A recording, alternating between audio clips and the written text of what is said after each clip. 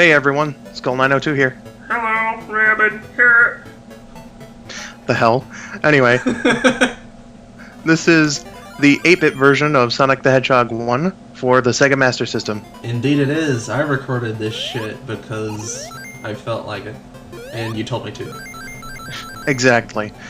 Now, some may be wondering why Rabbit isn't playing the more popular Game Gear version of the game.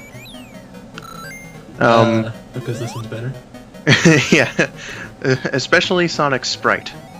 Not that, like, the Game Gear version, like, is especially bad or anything, but, you know, screen crunch.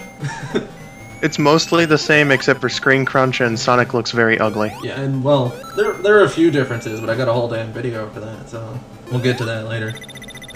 Yes. Indeed. The signposts work differently in this than they do in the Genesis version. Yep. Yeah, most of the time you'll get, like, a Robotnik face on it. Sometimes you'll get a Sonic face. I have no clue what triggers it. I think you have to have a certain amount of rings. I think maybe, like, an interval of 10 rings or something like that. I'm not sure. We would have to look it up. Yeah, but, you still get, special stages after getting, like, 50 rings or more and crossing those. But, unlike the Genesis version, they're not mandatory for, like, the good ending. Instead, you find Chaos Emeralds in the stages. Normal stages, rather. Which is something I actually very like. Yeah. And, nothing aside from these 8-bit Sonic games have tried that, I don't think. I don't think so either. It's usually either special stages or something that automatically happens in the story. Yeah. And, special stages in this game are used mainly for getting, like, extra lives and continues, so... yeah, it's fun. Exactly. And we've just found our first Chaos Emerald. Yep, and they're all blue in this game. Even though emeralds are normally green, but whatever. Well, it's not like the Sonic series has really, you know, been accurate as to the color of jewels. This is true. I mean, we have a white Chaos Emerald. What? Then shouldn't it be a Chaos Diamond? I don't know. We're already in Act 2, jeez. Yeah, this game's pretty short. Yeah, this part 1 is less than 4.5 minutes. And, I will say, I think, overall this game has, like, a better balance of, like, speed and platforming than, like, the original one.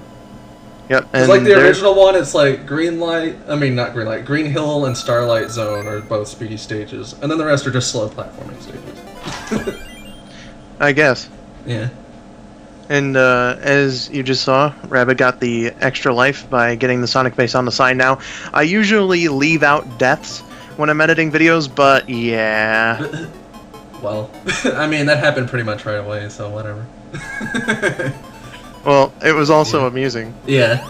I was gonna say something. Oh yeah, speaking of Green Hill, this is the only returning zone from the original game to, like, still keep its, like, original music.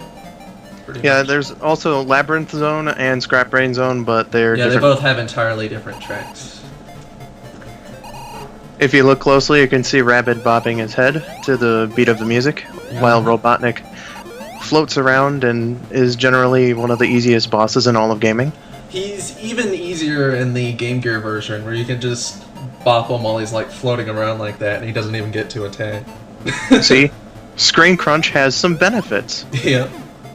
But definitely not for the first boss of 8-bit Sonic 2, Jesus. Oh, fuck no. It's like, it's easy as piss on the Master System, but it's like the exact opposite on Game Gear. Yeah.